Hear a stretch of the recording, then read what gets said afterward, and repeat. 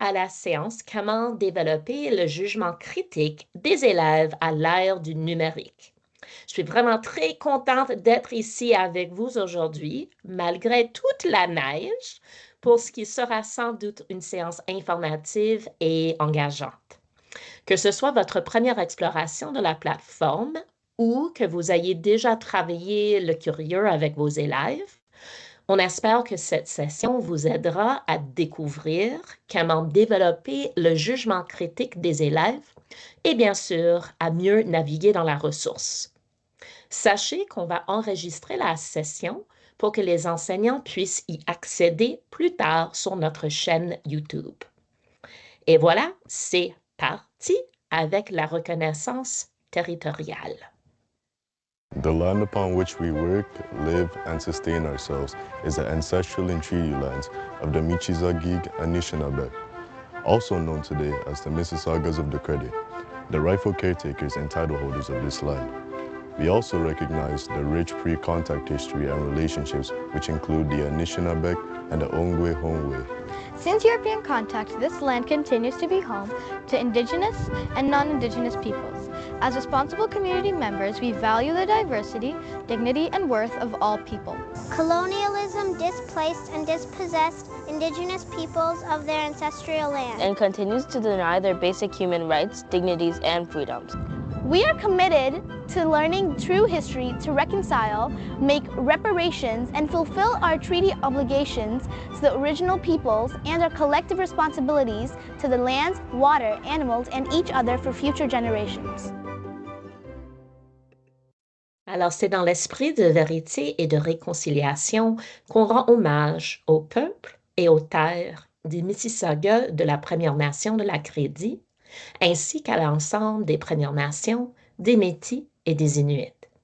Le conseil scolaire de Peel, là où moi et Marion se situent, est sur le territoire visé par les traités numéro 19, numéro 13A et le numéro 14.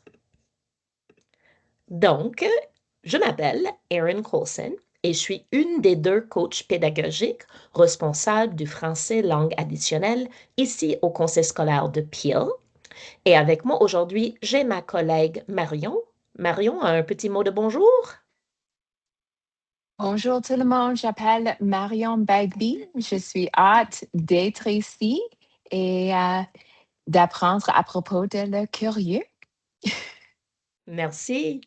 Alors, avant de présenter notre animatrice par excellence, permettez-moi de vous présenter le plan stratégique pluriannuel de Peel et d'établir quelques liens entre ce plan et la session d'apprentissage aujourd'hui. So, Peel's multi-year strategic plan offers a visionary roadmap for the board, focusing on inclusion, innovation, and empowerment to promote student success. Today's session will be aligning with Goal 1, which is student achievement, emphasizing building student agency and confidence in French, as well as developing student skills and knowledge to access multiple academic and career pathways. So as you engage in today's learning, we invite you to think on how you might leverage Le Curieux to extend the learning beyond the classroom, build critical consciousness of students as they're engaging with digital materials, and integrate connections from all across the francophone diaspora. Et donc, je vous invite à lire avec moi les buts d'apprentissage et les critères de succès pour la séance aujourd'hui. D'ici la fin de la séance, on souhaite comprendre ce que c'est que le jugement critique à l'ère du numérique. On va explorer et expérimenter un peu avec les stratégies pédagogiques que notre animatrice, Anne, propose afin de développer le jugement critique des élèves.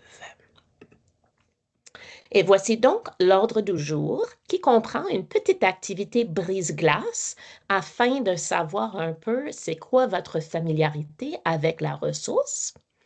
Par la suite, je passerai la parole à notre animatrice et on finira avec une période de questionnement au besoin. Donc, j'aimerais commencer avec un tout petit sondage et j'aimerais savoir à quel point vous connaissez déjà le curieux et les coulisses de l'info du curieux. Donc, écrivez 1, 2 ou 3 dans la boîte de clavardage. 1, ça veut dire que vous connaissez à peine la ressource. 2, ça veut dire que vous connaissez un peu la ressource. Et 3 veut dire que vous êtes expert. Non, ça veut dire que vous connaissez bien la ressource et vous l'intégrez peut-être déjà dans vos cours de français. Donc, mettez 1, 2 ou 3 dans le chat. Et Marion, s'il y a des chiffres dans le chat, tu me partageras ça. Il y a des 2 OK. dans le chat. Wow! Félicitations, excellent! OK, alors on connaît un peu le curieux. C'est super. Et donc, j'ai le grand plaisir de vous présenter notre animatrice pour la séance aujourd'hui. C'est Anne Gagnère. Anne est la fondatrice du Curieux. Elle est également journaliste et elle va vous faire découvrir les contenus de ce journal qui vient du Québec, qui explique l'actualité aux jeunes. Et elle va certainement partager ses meilleurs conseils pour développer le jugement critique des élèves. Donc, sans plus tarder, à toi la parole, Anne, et à toi l'écran si tu le veux. Oui, merci beaucoup. Bonjour. Je suis très, très contente d'être avec vous aujourd'hui pour parler de ce sujet très important. Alors, par contre, j'ai l'impression, peut-être parce que c'est toi qui partages, j'arrive pas à partager mon écran, Erin. Est-ce que tu Oui, penses que... petit moment et je vais modifier les permissions. Ah, merci, excuse-moi, c'est ça, je savais plus. En tout cas, je suis très contente d'être avec vous et de parler donc d'un sujet qui me semble vraiment important. C'est aujourd'hui avec l'accès au numérique, l'intelligence artificielle, les réseaux sociaux, tout ça. Merci beaucoup, Erin. Il y a beaucoup, beaucoup d'enjeux avec nos jeunes sur le jugement critique pour qu'ils puissent se retrouver là-dedans. Donc, je pense que vous voyez ma présentation à présent. OK, C'est parfait. bien ça. Oui.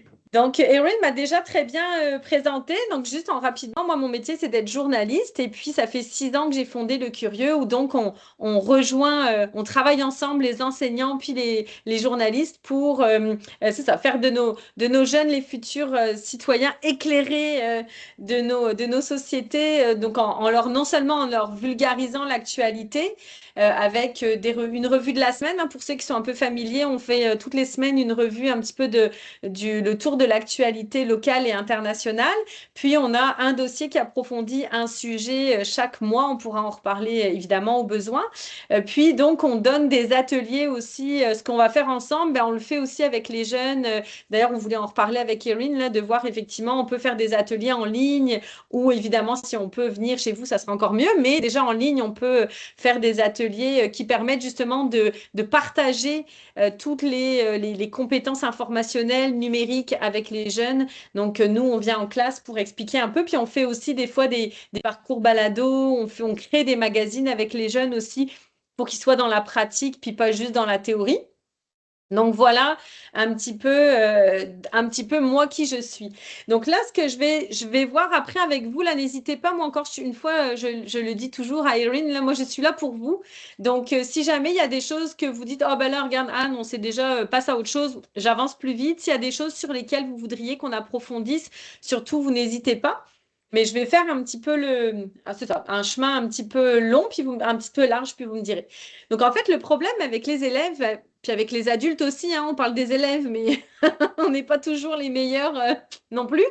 Mais donc le problème, c'est que sur Internet, les réseaux sociaux, Internet, il y a de tout. Puis tout est mélangé. Donc oui, c'est sûr qu'on a des vraies informations, mais vous le savez autant que moi, il y a des opinions, notamment sur les réseaux sociaux.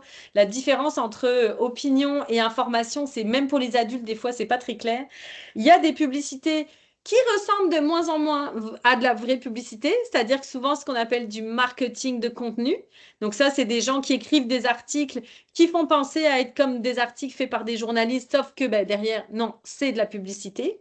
Donc ça aussi, c'est trompeur. Évidemment, des fausses nouvelles, il y en a plein, puis sous tous les genres, sous tous les angles.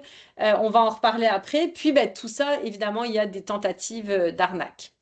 Donc, le problème comment dire, du jugement critique, c'est qu'il est super important pour être capable de trier les informations, puis surtout d'avoir une espèce, on en reparlera après aussi, pas de méfiance, j'aime pas ce mot-là, mais tu sais, au moins de connaître le problème pour être capable d'être sur ses gardes, puis de réfléchir avant de croire à quelque chose ou de partager une information. Parce que les fausses nouvelles, elles sont souvent virales et elles sont même plus partagées que les vraies nouvelles. Vous savez que les fausses informations, elles circulent plus vite que les vraies informations parce qu'elles sont faites pour ça. Elles sont faites pour cocher toutes les cases de notre cerveau et faire en sorte qu'elles fonctionnent mieux. Donc ça, c'est un peu déprimant, mais c'est la réalité. Ensuite, comme je vous le disais, il y a tellement de contenu très diversifié que c'est difficile de faire la part des choses sur Internet et sur les réseaux sociaux. Puis évidemment, ça s'est encore aggravé avec l'intelligence artificielle. Et là, si vous êtes prêts, je vais vous soumettre un petit test.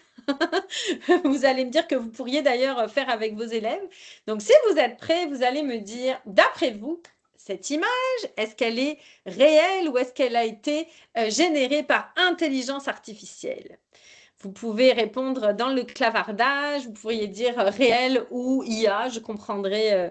Alors, Erin, tu penses que c'est l'IA? Oui.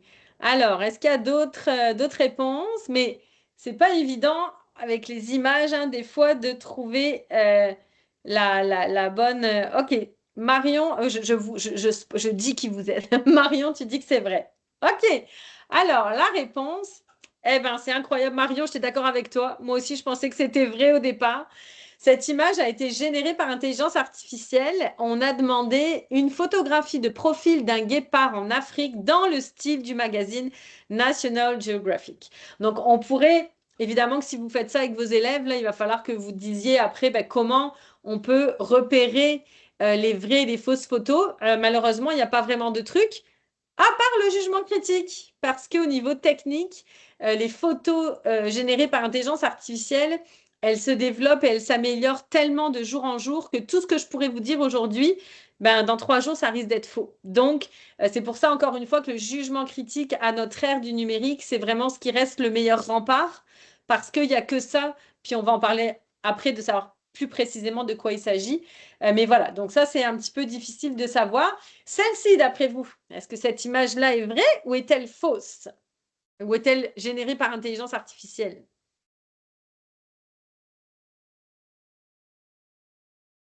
D'après vous. OK. Alors, je vous donne la réponse. Bon, heureusement, c'est faux. Mais c'est complètement hallucinant parce que nous, en tant qu'adultes, on suit à peu près l'actualité et on sait que McCartney n'a pas été arrêté à un moment donné. Ça aurait fait les unes des journaux, on serait tous au courant. Mais la photo est tellement réaliste que pour des jeunes qui sont moins au courant, qui se méfient moins, puis en plus sur les réseaux sociaux, ça va super vite. Puis comme vous le voyez, en plus, ils ont utilisé les fraudeurs, là, ils ont utilisé le logo de CBC News. Ce qui fait que quand on regarde rapidement, on pourrait même se dire, ah ben là, c'est fiable, regarde, c'est CBC qui l'a donné.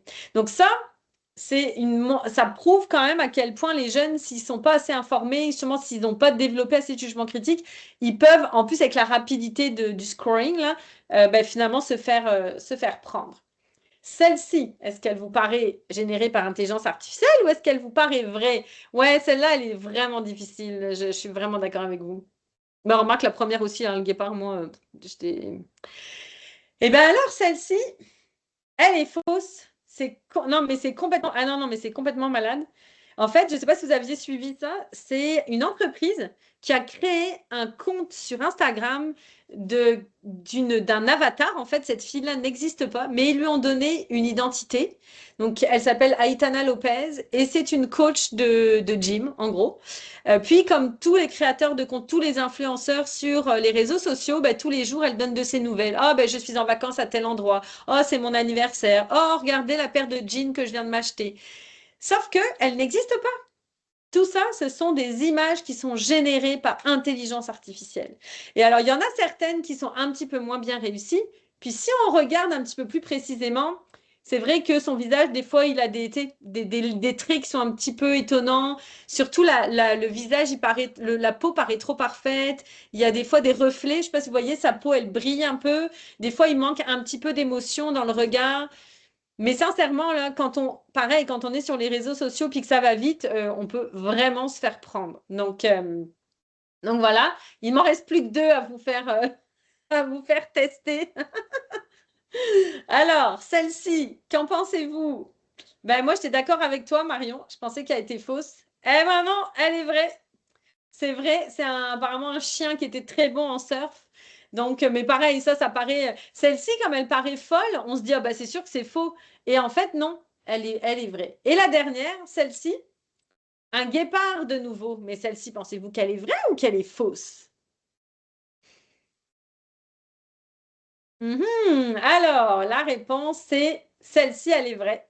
C'est une vraie photo qui a été prise. Alors, il semblerait que pour les photos, un des critères qui peut aider, c'est les reflets dans les yeux, puis c'est les yeux. Donc là, c'est vrai que ça marche un petit peu quand on regarde. Là, on voit bien les 2 pupilles. Par contre, si on remonte à la première, vous voyez, la pupille ici, on la voit pas beaucoup. Ici, il n'y a pas de reflet dans l'œil. Mais regarde. C'est quand même des détails. Puis 2, comme je vous le disais, même ça, dans 3 jours, ce sera peut-être même plus vrai parce qu'ils auront encore amélioré leur capacité à faire. J'écoutais sur Radio-Canada, je ne sais pas si vous avez entendu le même genre de reportage, des spécialistes en musique. L'année dernière, quand on leur montrait des musiques qui étaient générées par intelligence artificielle, ils étaient capables de le voir. Ils étaient tellement spécialisés qu'ils le savaient. 1 an plus tard, on a refait le test, ils sont plus capables. Ils n'arrivent plus à voir la différence entre une musique qui a été générée par intelligence artificielle ou qui a été générée par des vraies personnes. C'est complètement fou.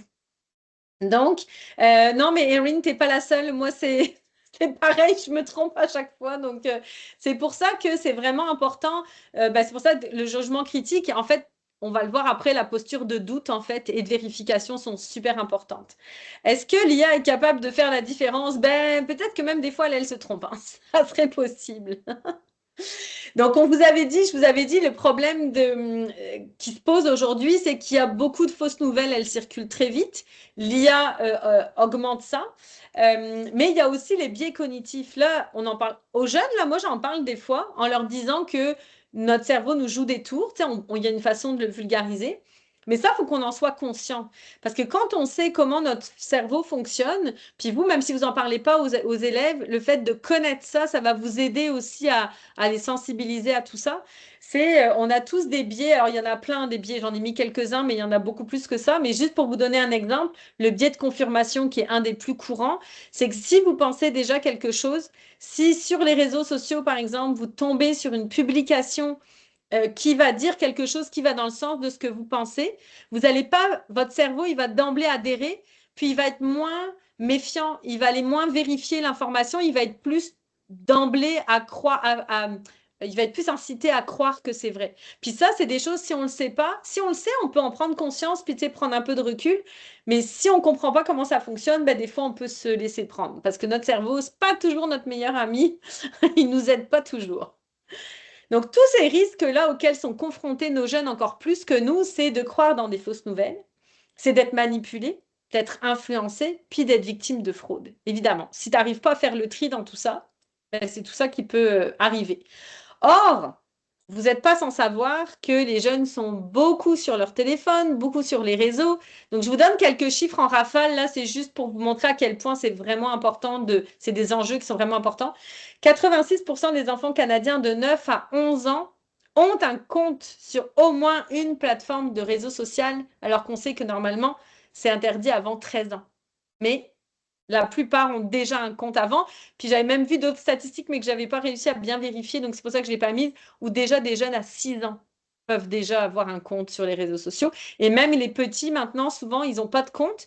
Mais ils sont sur les genoux des parents. Puis ils sont comme capables d'aller liker quelque chose, commenter. Ils savent très, très bien à quoi ressemble TikTok. Donc, ils sont vraiment là-dessus. Au Québec, mais tu sais, c'est des chiffres au Québec, mais j'imagine que c'est partout pareil. J'avais trouvé ce chiffre-là, donc je vous l'avais donné, même si c'est juste pour le Québec. C'est qu'ils passent beaucoup d'heures. Tu sais, il y a 42% des jeunes Québécois de 6 à 17 ans qui passent plus de 10 heures par semaine sur les réseaux sociaux.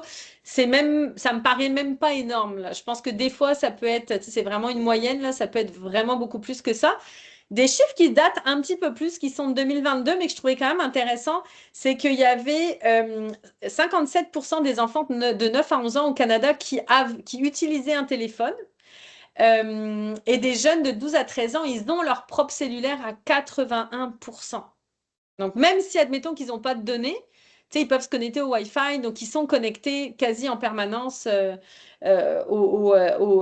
comment dire, à tout ce qui est Internet. Puis, vous voyez une statistique de 2022 qui disait déjà que 86% des 9 à 11 ans, c'est le même stade que tout à l'heure, avaient un compte de réseau social. Puis, j'ajoute cette donnée sur les thèses complotistes, parce que ça, évidemment, il y en a aussi beaucoup des thèses, des théories du complot sur les réseaux sociaux. En France, on avait une étude montrée que des jeunes de 10 à 15 ans, 85% d'entre eux sont séduits par certaines thèses complotistes. Ce qui est logique, ils n'ont justement pas encore beaucoup de connaissances pour comparer, ils n'ont pas forcément toujours un jugement critique développé, donc ça en fait des victimes plus vulnérables aux théories du complot, qui en plus souvent les visent, puis tu sais, qui sont hyper organisées, très bien structurées, donc c'est vrai que ça peut être séduisant pour des jeunes. Tout ça pour vous dire à quel point développer le jugement critique des jeunes, là, c'est vraiment super important. Puis pour ça, il faut les aider en fait à adopter une attitude de doute raisonnable en tout temps. Il faut qu'ils apprennent à se poser des questions. Et aussi, le fait d'avoir du jugement critique qui repose sur aucune connaissance, ça sert juste à rien.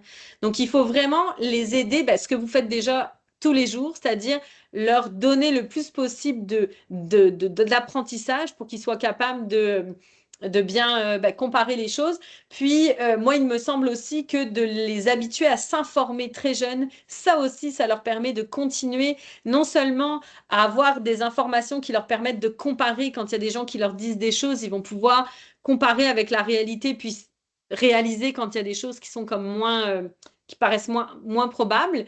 Puis aussi parce que par rapport aux fausses nouvelles, plus ils vont s'informer, plus ils vont avoir l'habitude d'être confrontés, exposés en fait à des informations fiables, ce qui fait que les fausses nouvelles qui citent pas leurs sources, qui font les coins ronds, ils vont peut-être plus avoir un sixième sens pour les détecter. Donc, je vous fais quelques petits rappels, puis c'est là qu'on peut peut-être aller plus vite, mais c'est des choses que je sais que vous savez, mais que j'aimerais vous rappeler parce que je pense que c'est hyper important de le dire aux jeunes, de ne pas penser qu'ils le savent déjà. Donc, je passerai vite, puis Erin et Marion, vraiment, n'hésitez pas à me dire quand vous me dites, là, tu mets trop de temps, là, n'hésitez vraiment pas, j'avancerai plus vite. Bien rappeler aux jeunes, notamment quand ils font des exposés, on en reparlera à la fin, c'est quoi une information fiable? Tu sais, dans ton exposé, là, on ne veut pas de la fiction, on ne veut pas des fausses informations, on ne veut pas être théorie du complot, on veut des informations fiables.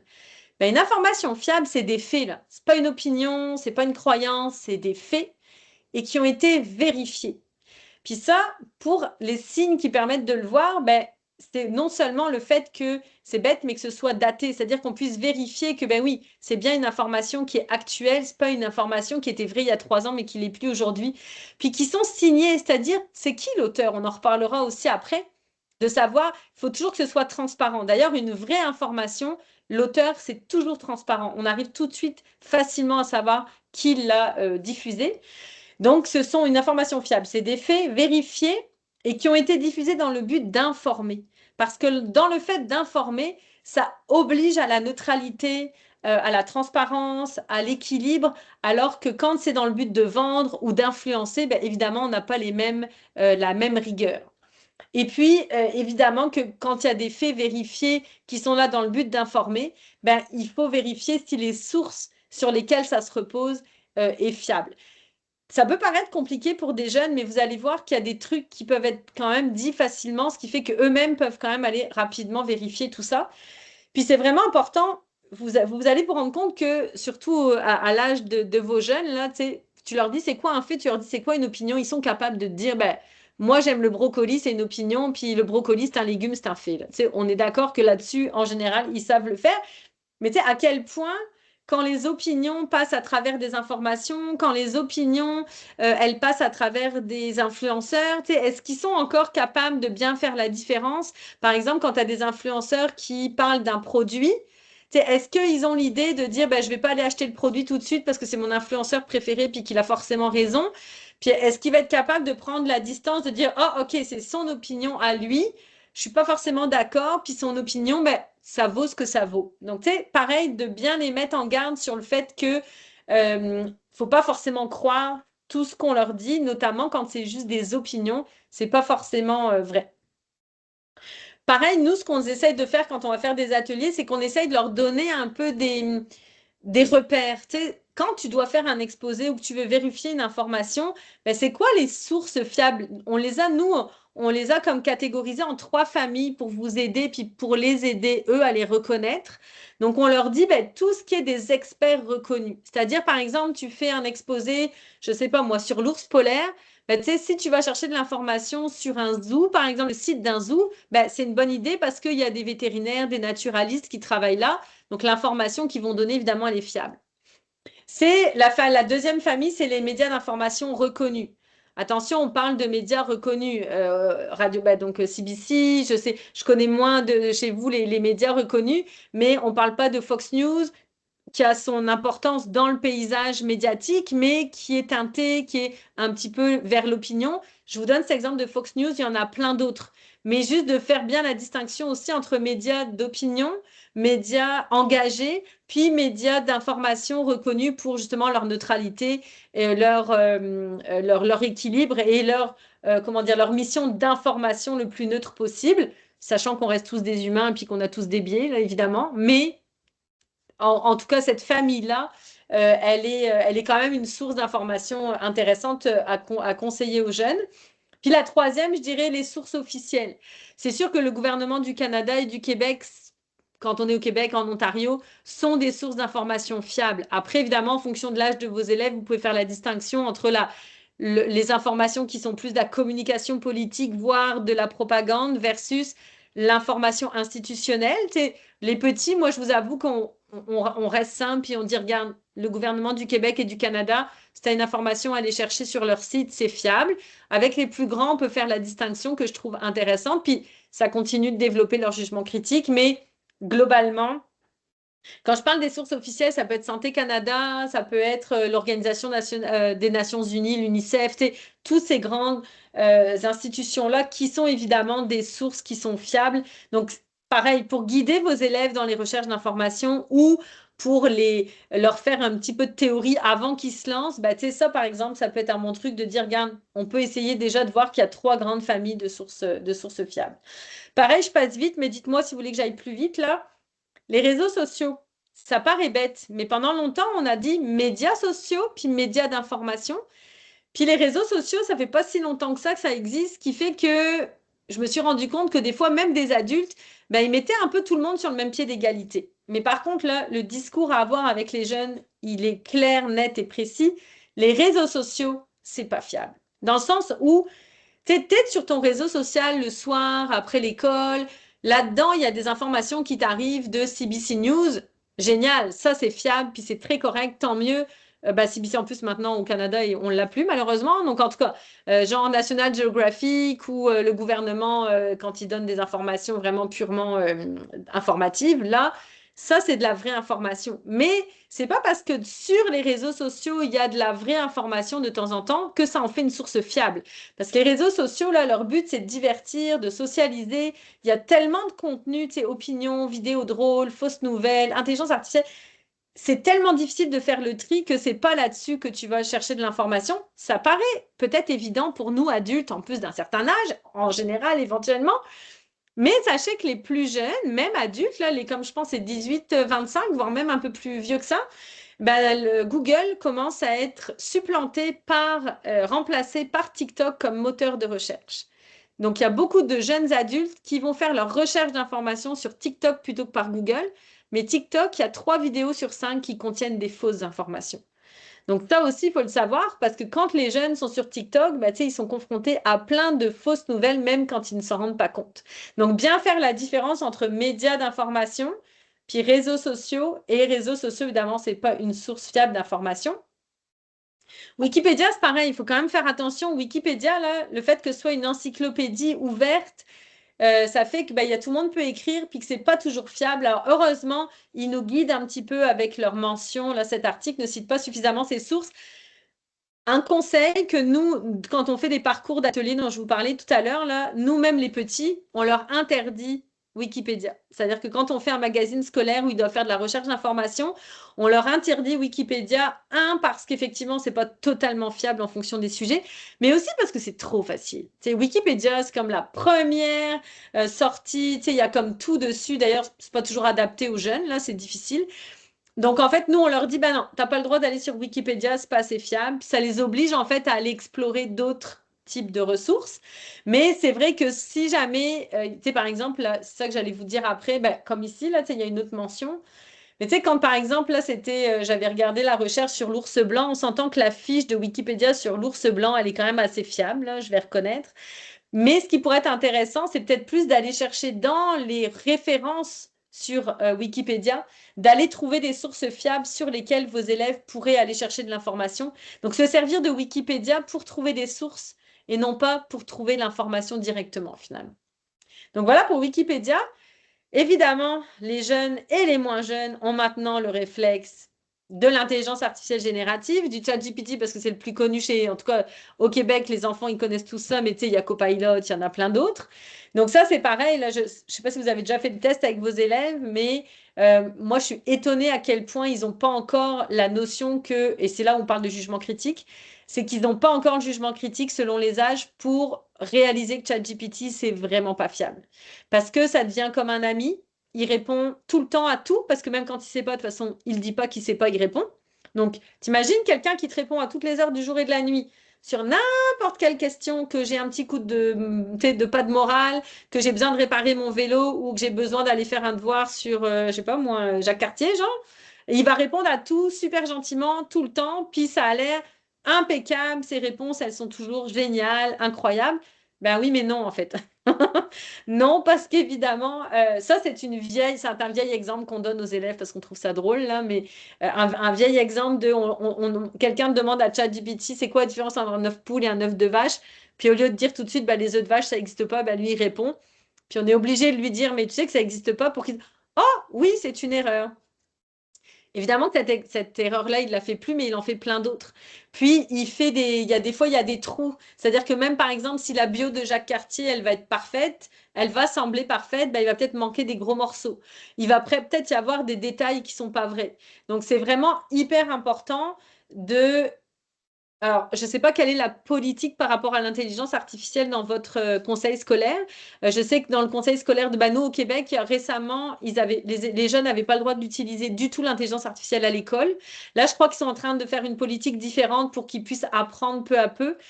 Je ne sais pas si Erin, tu veux prendre la parole, n'hésite pas. Mais en tout cas, ce qui est sûr, c'est qu'ils l'utilisent chez eux, là, il ne faut pas se mentir. Même si à l'école, ils n'ont pas le droit, évidemment qu'ils l'utilisent. Donc, c'est super important de les prévenir de comment ça fonctionne. ChatGPT va chercher, ou autre, là, il va chercher ces informations sur plein de sites sans forcément toujours bien les différencier. Donc, un site de fausses nouvelles et un site d'information fiable, il ne sait pas toujours bien faire la différence. On sait aussi qu'il y a des biais idéologiques dans les réponses des robots conversationnels. Donc, de toute façon, même si les jeunes l'utilisent, moi, ce que je leur dis toujours, je dis ça ne sert à rien parce que tu vas perdre autant de temps que si tu avais fait ton devoir toi-même, parce qu'il va falloir que tu ailles vérifier tout ce que l'ordinateur t'a dit. Donc, aller vérifier les liens qu'il a utilisés, aller chercher de l'information pour comparer, être sûr que c'est vrai. Donc, en tout cas, vraiment important, vérifier tout ce que dit un robot conversationnel doté d'intelligence artificielle. Est-ce qu'il y a des questions à ce stade où j'enchaîne avec quelques trucs que je peux vous donner pour comment on peut parler de tout ça aux élèves?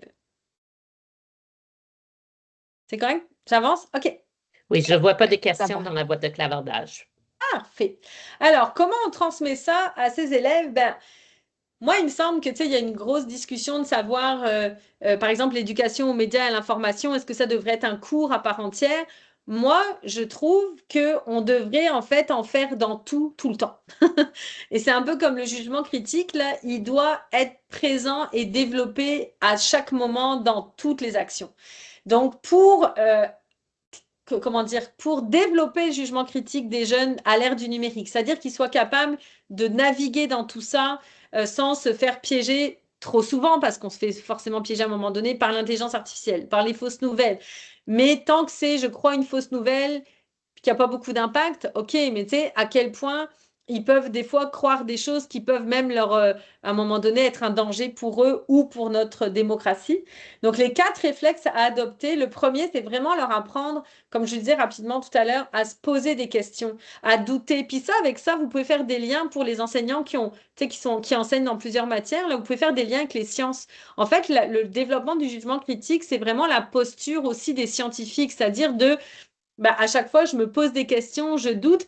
Puis attention, on parle de doute raisonnable, parce que les théories du complot, elles embarquent les jeunes aussi, parce que justement, on leur dit, oh, il faut que tu développes ton jugement critique, il faut que tu te poses des questions. Sauf que là, ça devient de la méfiance systématique, puis tu sais, on remet tout en cause sans base. Là, quand on parle de doute, c'est de doute raisonnable, comme en science, exactement de la même façon.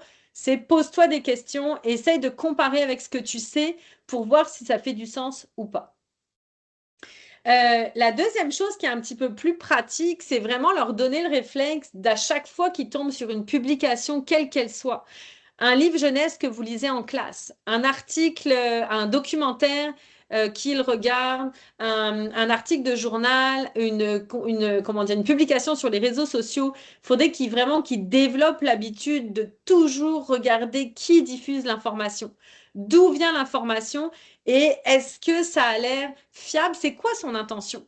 Tu sais, est-ce que c'est Nike qui est en train de faire une publication pour nous faire acheter ses dernières baskets? Ok, je sais que eux, ils veulent que j'achète, donc je vais me poser la question, est-ce que j'ai le budget? Est-ce que j'en ai envie? Est-ce que j'ai comparé les prix? Tu sais, de connaître l'intention de l'auteur, c'est ça qui va pouvoir déterminer notre comportement. Et donc, ça devrait être comme un réflexe vraiment qu'on arrive à leur faire prendre, de toujours se demander d'où vient l'information et pourquoi elle a été diffusée. Le troisième, c'est connaître les critères de fiabilité d'une source d'information. Donc, un peu ce dont on parlait tout à l'heure, c'est quoi la différence entre une opinion et un fait? Une source fiable d'information, c'est un fait qui est vérifié. C'est de vérifier quand on a une information, de savoir, OK, d'aller vérifier la source. Est-ce que c'est une source fiable? Mais c'est quoi une source fiable?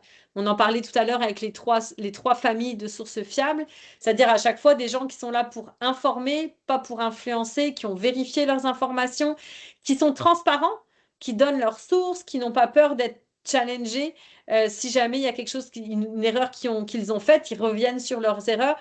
Tout ça, c'est des critères de fiabilité des sources d'information qui sont très important à connaître. Par exemple, avec le nouveau cours Culture et citoyenneté québécoise au Québec, vous avez peut-être la même chose, mais je trouve que c'est un parallèle intéressant. Les critères de fiabilité d'une information, d'une source d'information, maintenant, c'est appris en 3e année. Donc, les enfants, ils ont comme 8 ans, puis on leur dit déjà ça. Est-ce qu'ils comprennent tout à ce moment-là? Est-ce qu'ils enregistrent tout? Peut-être pas, mais c'est pas grave. Au moins, on commence à les sensibiliser. Puis si tous les ans, on en remet une couche, puis on leur apprend des petites choses nouvelles à chaque fois, c'est sûr que ça va les aider. Puis, savoir vérifier une information. Ça aussi, c'est quelque chose qui est capital. Quand j'ai une information qui m'arrive, où est-ce que je peux aller pour aller vérifier si c'est vrai? Par exemple, Marc Carnet, qui aurait soi-disant été arrêté, comment je fais pour tout de suite couper court à ça? De leur apprendre justement, tu vas sur les médias d'information reconnus. Je veux dire, si dans 3 sources fiables différentes, tu n'as pas l'information, ou au contraire, c'est la même information sur 3 sources fiables différentes, OK, là, c'est quelque chose qui fait que tu peux le croire, tu as vérifié l'information. Donc ça, c'est des compétences. Je ne sais pas si vous, elles sont prévues dans votre curriculum au départ, mais il me semble que même si ça ne l'est pas nommément, je pense qu'au travers d'expériences, d'activités dont je vais vous parler là, vous pourriez finalement les amener à acquérir tous ces petits trucs-là qui vont les aider dans leur travail scolaire, mais aussi les aider comme citoyens actuels et futurs à développer justement leur jugement critique. Donc, par exemple, vous pourriez, quand vous faites des petites discussions en classe, des débats, c'est intéressant d'organiser des débats, mais à la condition que justement les opinions soient développées de façon argumentée et que les arguments se basent sur des faits vérifiés. Parce que faire une discussion avec des fausses croyances ou avec oh bah tiens, je me suis levée ce matin en pensant ça, c'est pas forcément très intéressant. Mais de faire un débat où les enfants peuvent s'exprimer, mais en les obligeant à une rigueur intellectuelle, d'aller chercher l'information, de la vérifier, puis d'amener leurs arguments, ben ça peut être quelque chose qui, à l'occasion d'une activité qui est sympa, qui est stimulante, ben ça leur apprend quand même d'aller vérifier un petit peu les choses, puis du coup d'exercer leur jugement critique, parce qu'en plus, ils doivent développer leur opinion. Donc, ils doivent réfléchir à ce qu'ils veulent penser, puis en fonction de leurs valeurs, en fonction des informations qu'ils ont. Ça pourrait être une première idée. Puis, nous, on vous suggère de faire des outils justement pédagogiques qui les obligent en fait à passer par cette rigueur intellectuelle. Donc, par exemple, nous, quand on avait fait des débats avec des classes, en fait, bon, évidemment, on leur avait fait des fiches dans lesquelles ils pouvaient mettre leur sujet, puis dire, bon, bah, quel argument ils voulaient développer, quelle opinion ils voulaient développer, mais sur quoi ils se reposaient.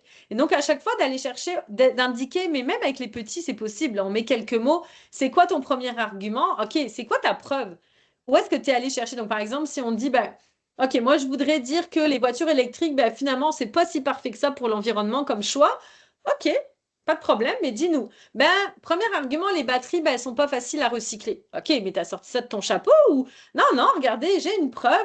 Les batteries, elles sont pas très recyclables. Où est-ce que j'ai trouvé ça? Ben, dans le magazine Futura Science, qui est un magazine d'information scientifique.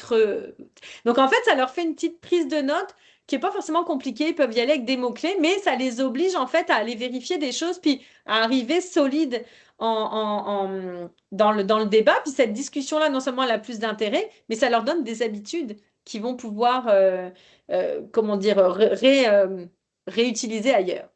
Vous pourriez aussi, je pense que vous avez sûrement en français, j'imagine peut-être le texte informatif, ben vous pourriez leur proposer d'écrire des textes informatifs à la manière d'un journaliste, parce que le journaliste, il doit vérifier son information, puis il doit citer où est-ce qu'il a trouvé son information. Donc ça, c'est pareil, ça peut être un projet super engageant si vous faites ça sur un thème qui peut les intéresser, puis en même temps, ben, ça va les obliger à une rigueur, mais dans un but de production authentique et motivante, ce qui fait que ça va, je pense, les motiver à aller chercher, puis à comprendre pourquoi ils le font surtout. Donc, autre exemple qu'on peut vous proposer. Avant de donner ou avant de les lancer dans une recherche pour faire un exposé ou une présentation orale aussi, ben, pourquoi vous ne modélisez pas une recherche d'information en grand groupe? Par exemple, de montrer comment on fait une recherche d'information, c'est-à-dire d'aller, par exemple, ben, qu'est-ce qu'on écrit comme mots-clés? Une fois qu'on a tous les résultats, ben, quel résultat on prend? Est-ce qu'on prend le premier qui a été généré par intelligence artificielle ou est-ce qu'on descend un peu pour essayer justement de discriminer les différentes sources? Puis, une fois qu'on a trouvé, par exemple, un article qui a l'air intéressant sur une source mais qu'on ne connaît pas, ben, comment on fait pour savoir qui nous parle? Ben, d'aller leur montrer que quand tu vas dans à propos, ça te permet de savoir un petit peu plus qui se cache derrière ce site-là. Et si on t'a appris les critères de fiabilité d'information, ben, tu vas pouvoir déterminer est-ce que c'est fiable ou j'arrive pas à déterminer que c'est fiable, ok, je passe à autre chose. Donc, tu sais, vous pourriez le faire en grand groupe pour qu'ensuite, eux puissent le faire dans leur recherche propre. Ben ça, par exemple, c'est par exemple faire des applications, enfin des exposés, des présentations. Puis, par exemple, vous pourriez aussi leur donner des petites fiches. Là, je vais pouvoir vous donner l'exemple. Là, par exemple, on vous proposait des fiches qui seraient comme des grilles d'analyse d'une photo. C'est-à-dire quand ils trouvent des photos ou quand ils trouvent justement des textes, ben, tu sais, faire une petite grille d'analyse à remplir. Par exemple, tu as un texte, ça pourrait être des petites activités que vous faites en amont. Où est-ce que j'ai trouvé la publication, cette information-là? Est-ce qu'elle fait partie des 3 familles de sources d'informations que je connais? Est-ce qu'il y a l'auteur est précisé? Ça pourrait être comme une espèce de petite grille synthèse avec, vous pourriez même ajouter, je ne l'ai pas fait, mais vous pourriez même ajouter comme un score à la fin pour voir un peu, oh, bah, ton information, est-ce qu'elle a l'air pas fiable du tout, moyennement fiable, très fiable, parce qu'elle a vraiment coché toutes comme toutes les cases. Puis c'est pareil, en fonction de ce que vous faites comme activité, vous pourriez faire exactement la même chose avec une photo. Ben, où est-ce que j'ai trouvé cette photo-là? Est-ce qu'elle a l'air vraisemblable? Parce que c'est pareil, si on voit, je sais pas moi, une information qui est censée se passer en Ontario au mois de janvier, puis qu'on voit des palmiers, puis il fait 40 degrés, tout le monde a chaud, ben, dis-toi qu'il y a peut-être un problème. on rigole, mais c'est vrai que des fois, il y a des choses comme ça, puis on scrolle tellement vite sur les réseaux que, par exemple, on s'en rend même pas compte, puis que c'est après coup, on se dit « Oh my God, comment je suis passée à côté de ça ?» Donc, tu sais, de les faire s'arrêter 2 minutes, puis analyser une photo, même s'ils le feront pas autant à chaque fois, ça leur donne quand même une habitude, tu sais, de pouvoir un peu voir c'est quoi les points importants. Pour aller avec la ressource, comme tu disais, Erin, par rapport aux curieux, vous pouvez retrouver aussi en utilisant notre ressource plusieurs choses qui peuvent vous aider à développer le jugement critique des jeunes. Le simple fait qu'ils s'informent de toute façon déjà, ça les aide à développer leur jugement critique, ça c'est une évidence. Mais vous pouvez retrouver dans les dossiers, par exemple, plein de dossiers sur différents thèmes, notamment par exemple sur les réseaux sociaux, sur les influenceurs, pour que une des premières choses pour développer le jugement critique, c'est de savoir comment les choses fonctionnent. Les réseaux sociaux, c'est pas forcément mauvais au départ, comme les jeux vidéo. C'est pas l'outil qui est mauvais, c'est comment on l'utilise. Mais si on sait comment ça fonctionne, on est plus capable d'avoir une petite distance puis de les utiliser correctement. Donc, tu sais, de savoir que les réseaux sociaux, ils fonctionnent avec un algorithme qui va pousser des informations dans quel but, ça permet quand même d'avoir un peu d'informations. Donc, avec tous ces dossiers-là, sur différents thèmes, vous pouvez aller ici dans la loupe là, pour aller trouver le thème qui vous intéresse. Par exemple, si vous vous dites, ah bah tiens, je voudrais aller parler avec eux des réseaux sociaux, en cliquant là-dessus, en étant connecté, c'est-à-dire en étant vraiment sur... nous, on a ça c'est important à vous dire, on peut être notre site est accessible. Si vous écrivez là dans le moteur recherche Le Curieux, vous allez trouver. Mais attention, si vous faites ça, vous êtes sur la page des personnes qui ne sont pas abonnées. Donc, il faut absolument que vous passiez par le portail de votre conseil scolaire pour arriver directement sur l'interface abonnée où là, vous avez accès à tout le contenu. Si vous arrivez de l'extérieur, vous n'aurez qu'une partie du contenu qui est vraiment infime puisque les activités gratuites sont vraiment très, très limitées par rapport à tout le reste. Donc, surtout, aller chercher de façon connectée. Dans les revues de la semaine aussi, vous avez beaucoup d'informations. Nous, on suit tous les dossiers, justement, qui peuvent avoir un rapport avec le numérique, sur l'intelligence artificielle, sur, par exemple, l'intelligence artificielle qui est interdite aux jeunes. Bref, toutes les informations dans les différents contenus peuvent vous aider à parler de jugement critique avec vos jeunes. Puis, comme le montrait Erin tout à l'heure, quand vous allez dans l'onglet « Outils », vous avez une page qui s'appelle « Les coulisses de l'info ». Là, on a déposé une trentaine de fiches qui sont en fait des fiches de littératie numérique et médiatique. Donc, en fait, par des petites capsules qui peuvent facilement être téléchargées puis envoyées aux élèves ou imprimées ou quoi, vous avez beaucoup de choses sur justement, c'est quoi un média d'information? C'est quoi une source fiable? Est-ce que Wikipédia, c'est une source fiable? Quelles sont les sources d'information fiables? C'est quoi les faits, les opinions? Vous retrouvez tout ça sous petites capsules qui sont faciles à lire et qui permettent aux jeunes d'avoir des repères justement pour développer vraiment leur jugement critique face au monde de l'information et au numérique en général. Voilà ce que moi je vérifie, mais je pense que j'ai fait le tour de ce que je voulais vous dire aujourd'hui. Est-ce que vous avez des questions? Est-ce que Erin, tu as des idées sur d'autres choses que je pourrais partager en lien avec la ressource ou pas? Dites-moi un peu s'il y a des choses qui vous font réagir, des partages d'expériences, n'hésitez pas. Ou d'autres idées d'activités d'ailleurs, hein. Je vous en ai donné quelques-unes, mais il pourrait y en avoir d'autres.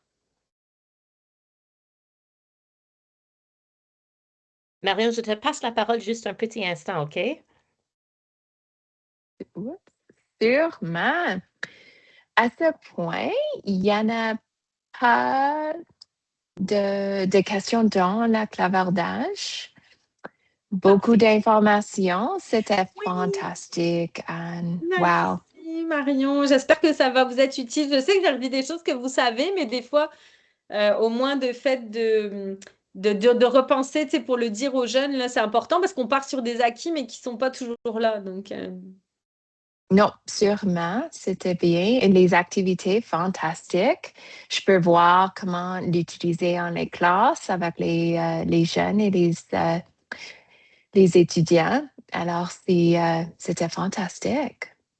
Vraiment. Merci beaucoup. Est-ce que Oh, Merci beaucoup, Julia. N'hésitez pas s'il y a des questions même qui vous viennent après. Tu sais, je sais que je vous ai donné, je vous ai bombardé d'informations. Tu sais, s'il y a des choses après qui décantent, puis vous dites, ah tiens, j'aurais voulu poser cette question, n'hésitez pas. Soit à m'écrire, je vais mettre mon adresse dans le clavardage, soit vous écrivez à Erin on a un canal de communication ouvert en tout temps. Donc, n'hésitez pas, elle me fera suivre s'il y a des questions. Pareil, si jamais vous avez des expériences, vous faites des activités en classe, puis vous voulez nous dire comment ça s'est passé ou d'améliorer, tu sais, n'hésitez vraiment pas. N'hésitez pas. Merci, Chéchille aussi. Ben, j'étais bien contente d'être avec vous aujourd'hui, en tout cas. et même prendre le gabarit pour les coulisses de l'info et demander aux élèves de produire quelque chose de semblable. Ça pourrait marcher aussi parce qu'ils Ça, c'est sont une au bonne idée. courant de ce qui se passe dans leurs environs. C'est Peut-être vrai. là, c'est un bon point de départ. Ouais, c'est super intéressant parce que comme tu dis, c'est des petites capsules, les textes sont vraiment pas longs. Je peux vous dire, nous, on avait fait, je pense que c'est 100 mots à peu près. Donc, c'est vraiment pas très long. Et comme ça permet effectivement à tout le monde de pouvoir, ouais, ça, c'est une super bonne idée de faire leur propre coulisses de l'info. Mhm, Ça serait vraiment le fun. Ah, ben là, mhm. par exemple, si vous faites ça, je veux le savoir, puis je veux avoir des exemples parce que je trouve ça vraiment cool comme idée. Je Oui, trouve ça surtout parce qu'il y vraiment a cool. tant de nouveautés qui sortent, comme il y a Sora, par exemple. C'est une Mais c'est ça. plateforme où on crée de la musique. Il y a de C'est ça. l'IA pour les vidéos. Et il me semble que tous les jours, il y a une nouveauté qui sort et les élèves sont au courant de ces nouveautés-là. Alors, de préparer quelque chose, genre coulisses de l'info, ça pourrait être intéressant. Puis ça, j'allais vous le dire d'ailleurs, si jamais vous faites ça, parce que nous, on va produire des nouvelles fiches, là, on a des choses, mais tu sais, si jamais vous produisez des fiches que nous, on n'a pas faites encore, ça nous fera super plaisir de les relire. Et si elles sont correctes, bah, tu sais, de les signer puis de les mettre en votre nom sur notre site. À ce propos, quand je vous proposais de faire une activité, là, d'écrire un article d'information, on va relancer ça, vous donner l'information plus précisément, mais vous l'avez peut-être vu passer. On vous propose d'ici le 15 mars de faire écrire un article pour présenter les prochains tribunaux qui ont lieu fin mars. Et si votre article, on va choisir le meilleur, puis il va être publié dans l'édition de la revue de la semaine du Curieux le 23 mars. Donc, si ça vous intéresse, vous pouvez faire écrire un article sur ce sujet-là à vos élèves. Vous pouvez retrouver toute l'information. Si vous me donnez juste une seconde de plus, je vais vous dire où vous pouvez trouver l'information. On va vous écrire d'ici là. Mais vous pouvez aller, j'espère que vous le savez, c'est que dans Dossier et Revue, c'est vraiment les contenus informatifs. Dans Activités pédagogiques, pour chaque contenu qu'il y a dans Dossier et Revue, vous avez une activité pédagogique qui est proposée. Donc, il y en a pour les dossiers tous les mois. Mais il y en a aussi chaque semaine en lien avec un sujet de notre revue de la semaine. Puis comme la semaine dernière, on a parlé du prix que Charlotte Cardin avait eu en France dans la victoire de la musique, c'est ça qui nous a donné l'idée de présenter les prix Juno. Et donc, vous retrouvez ici toutes les informations pour rédiger cet article. Et il y a même une fiche d'activité qui guide les élèves pour créer leur article et nous l'envoyer le 15 mars. Et le meilleur sera publié dans nos colonnes. Donc ça pourrait être un exercice, par exemple, où il faut qu'ils aillent chercher de l'information fiable. Tellement cool comme idée. Merci beaucoup du partage. Ben, merci à vous. Merci à vous pour l'accueil. Merci beaucoup de m'avoir permis de vous expliquer tout ça. Puis n'hésitez pas. Super. Alors, je vais repartager mon écran un instant parce que j'ai Oui. un tout petit sondage à partager avec le groupe. Alors, permettez-moi de changer d'écran.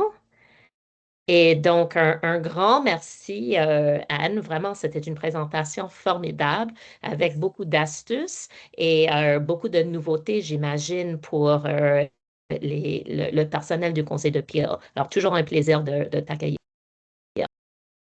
Merci, Amélie. Donc, pour vous autres, je vous invite à remplir le formulaire que vous voyez à l'écran. Il y a un code QR à scanner. Ça va nous permettre de savoir ce que vous désirez voir comme contenu pour nos prochains webinaires et d'obtenir des rétroactions pour la séance ce soir. Alors, je vais laisser le code QR à l'écran une petite minute au cas où vous désirez remplir le sondage tout de suite. Sinon, encore tous mes remerciements, Anne, et si jamais vous avez des questions, n'hésitez pas à les poser dans la boîte de clavardage. Puis si vous avez des idées, comme il y a un autre atelier d'ici la fin de l'année scolaire là, qu'on fera avec vous. Donc, si jamais vous avez des idées de thèmes dont vous vous dites, ah bah tiens, ça pourrait être intéressant, même si moi, j'ai pas créé d'atelier là-dessus, ça me fera vraiment plaisir d'être, nous, on veut être le plus proche de vos besoins. Donc, si vous avez des idées, n'hésitez pas à les partager.